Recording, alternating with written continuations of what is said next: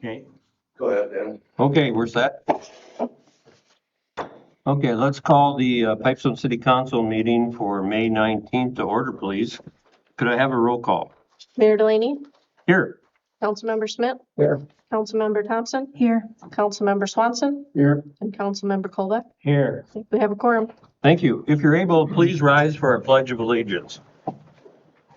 I pledge allegiance to the flag of the United States of America and to the republic for which it stands, one nation, under God, indivisible, with liberty and justice for all.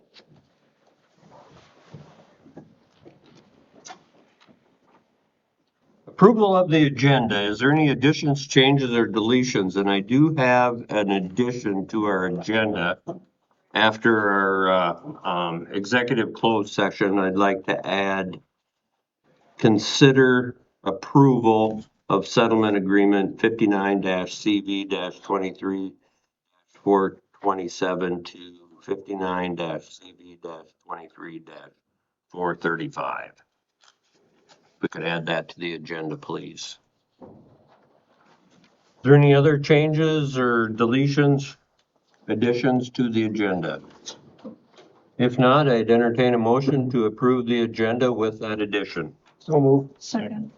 It's been moved and seconded. Is there any questions?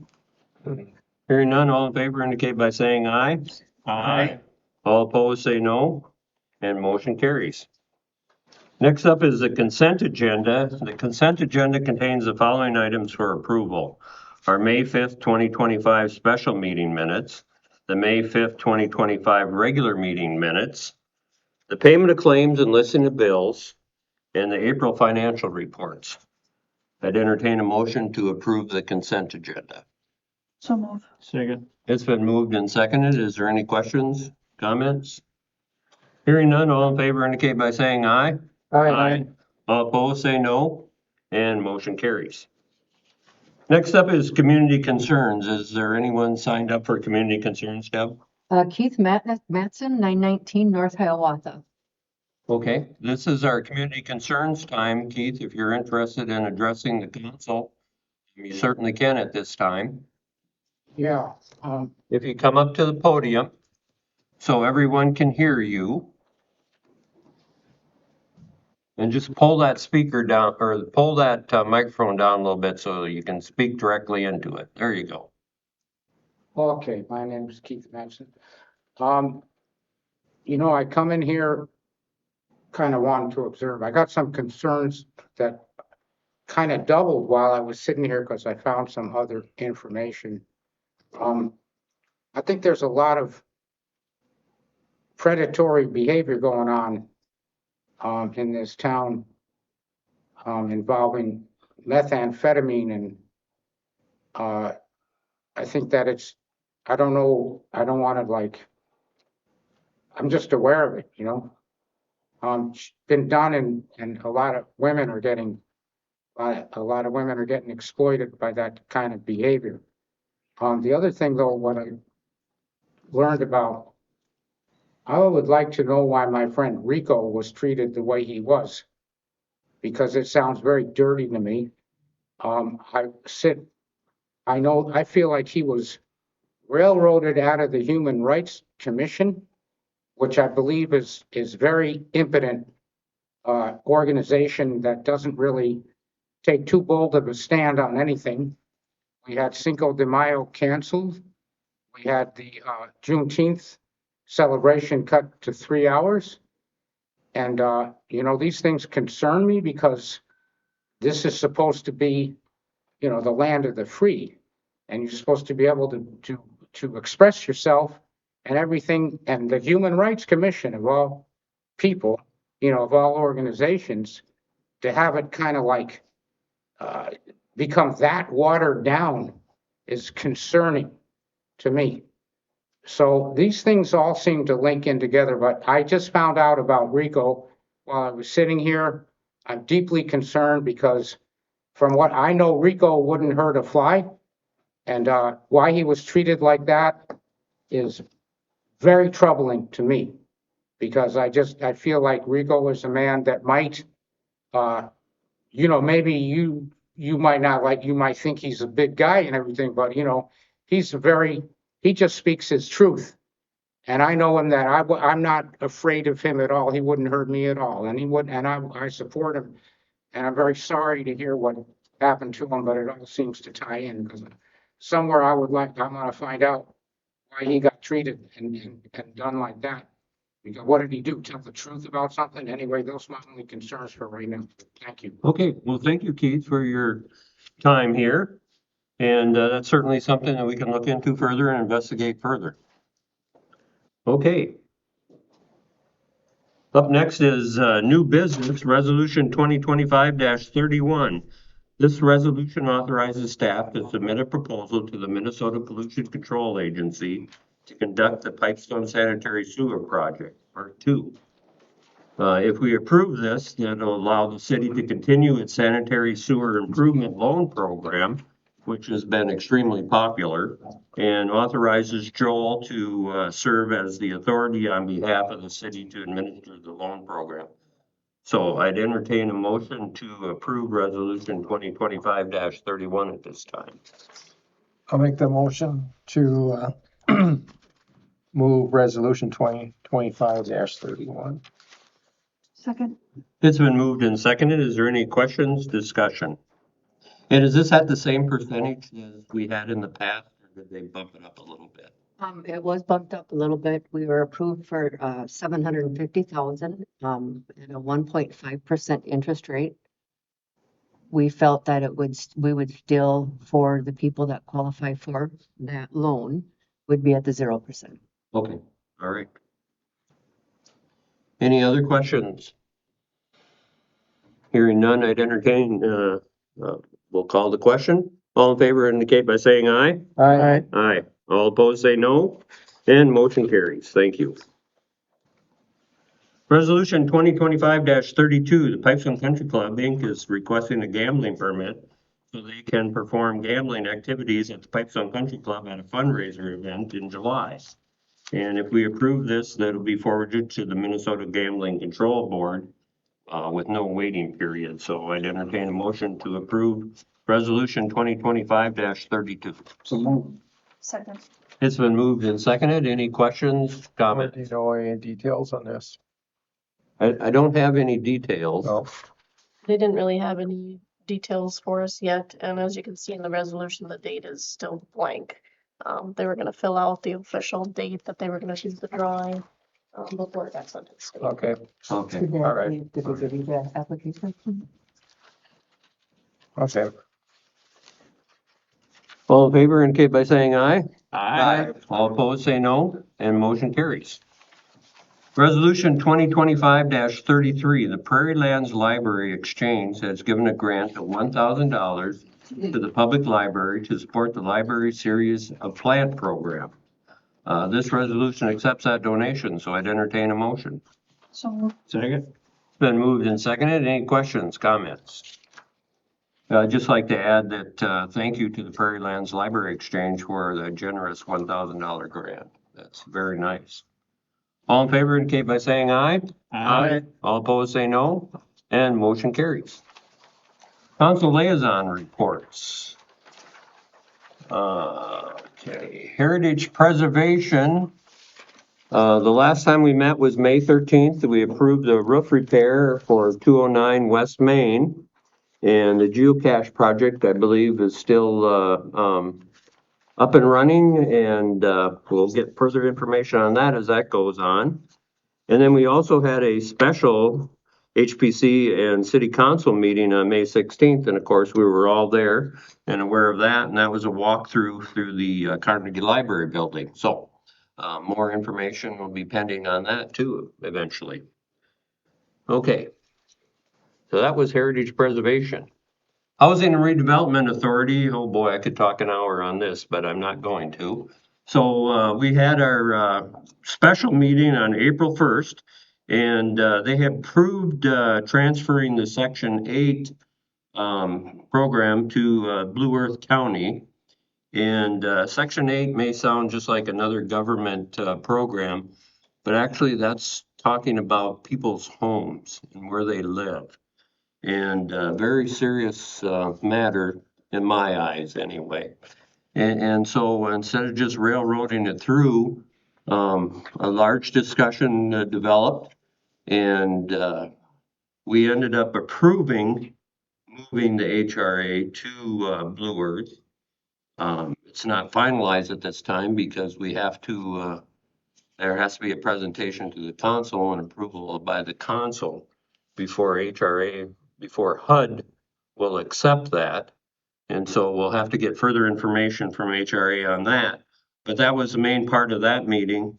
Also, we discussed receiving funds for updates on housing, and there was $162,000 awarded to the Pipestone HRA for updating windows in the Section 8 housing too, which was a very good thing. Then we also had our regular meeting on May 14th, and we had a financial approval was granted for our bills, and then a presentation by First Bank and Trust. And they basically explained the FDIC insurance coverage at $250K and how to manage accounts so that you could always have that coverage, whether you had more than 250K in there or not. So, and they're going to be doing that for the HRA, which is a very good program. So we approved that. We also appointed a chair, vice chair, and a personnel committee, and appointed a second check signer so that we can pay the day-to-day bills. We reviewed the bylaws, and we're getting the bylaws updated to state statute. They've been contrary to state statute for quite some time. And so we'll do that at a later date, but I think we're on the right track now. We got some new members. They're very good members. And I think we can start moving ahead in a legal format from this point on. Okay, then we had our Human Rights Commission meeting. Our last meeting was April 15th, and we appointed a new chair and vice chair. We also discussed the Juneteenth celebration, and that'll be on June 19th. And then we have been discussing a Pride picnic, and that's tentatively set for June 25th. And more information will be coming out at that at our next Human Rights Commission meeting here at the end of the month. Then we have Planning Commission. Dan, excuse me. Oh, go ahead. Yeah, if I could just, there was a change made on the Juneteenth picnic Okay, from, it was at Moore Park. yes, They switched it to Southwest Park. okay. So just So letting that you was know. something that took place after our Today. meeting then, today? Today. Okay, So, all right. Good to know. Planning Commission, we met on April 9th and on April 22nd and on May 14th. And we've been reviewing the sign ordinance for the city of Pipestone. And I'll tell you what, that's been taking quite a bit of time. And we finally completed the proposed draft at our last meeting on the 14th. And so we'll have a recommendation shortly to the council on that, updating that very complicated ordinance so that we can make it a little bit easier for our zoning official to issue permits when they're needed. Okay, so then we have our Board of Appeals and Adjustments. And we met on May 13th. We had two variances requests. One was for Pipestone County to add to a building on their current lot. And we're recommending approval of that with the conditions of water mitigation, because it's near a residential area. And then we also had a request from JBS on a sign. And because of the size of the sign, it doesn't currently meet the current ordinance, but our proposed ordinance, they probably wouldn't even have had to come in for a variance if we had that completed at this time. So that was one of the important parts of updating that sign ordinance. But we did approve the, or recommended approval of that variance for JBS also. And let's see, then that gets us to community improvements. And we're looking for 2 new members for our community improvements. We met on May 15th, just no formal business, but we discussed the use of flower planters around town. And usually Mike gives them to about June 1st to make sure they're going to use those planters. If the planters aren't getting used, it's the recommendation of the community improvements to remove them because it's awful unsightly if you have a planter that's just full of weeds, dead weeds, not being taken care of, and it's right next to a nice one that is taken care of. So it kind of takes away from the people that are trying to do it. We also talked about re-implementing our community program to have some type of a prize or award for the best planter and maybe generate some further interest on that. We probably won't get that going this year, but that's something for 2026 to get going. And we also talked about building murals in the historic area and to attract attention. And when you think about a building mural, you can think about a complete side of a building, or you could think of something as small as, 8 by 8. Just as a Photoshop area for people to stop, get out of their car, and hopefully get involved with the downtown business district. I just received information from the National Park, Lauren Blasik, that they have 80,000 plus visitors a year, and that's just right outside our city limits. And so it makes sense to try to entice some of those folks to come down to our business district also. And this is one way the community improvements is thinking about doing that. So they'll have recommendations on that at a later date. We did talk about tree planting, especially in areas where there's been some streets redone. And I talked to Mike about that, Mike Blumendahl. He does have trees available. You need to contact him. And if it fits into the overall planting of trees in the boulevard, that's something that he can work with the public on too. So we'd like to see additional trees in some of those areas if we could. We briefly discussed the cleanup week that we had completed and some of the leftovers from cleanup week where people had set out items that the city doesn't pick up. And that needs to be addressed so that we'll probably talk to law enforcement and see if they can't knock on some doors or Justin with the EDA to see if he can get some blight coverage. We've started. Working on that. Okay, great. And then also it was discussed about trailers and boats and vehicle repairs on the streets. And of course, that's all in violation of ordinance. So we'll look into that a little further too with law enforcement. Next up is Park and Recreation. So Danielle, that would be you. We last met in April and we did not have a quorum at that time, so really Okay. nothing was decided upon. Okay. And utilities. Both Scott and I were at the utility committee meeting on May 14th. So Scott, go ahead if you'd like.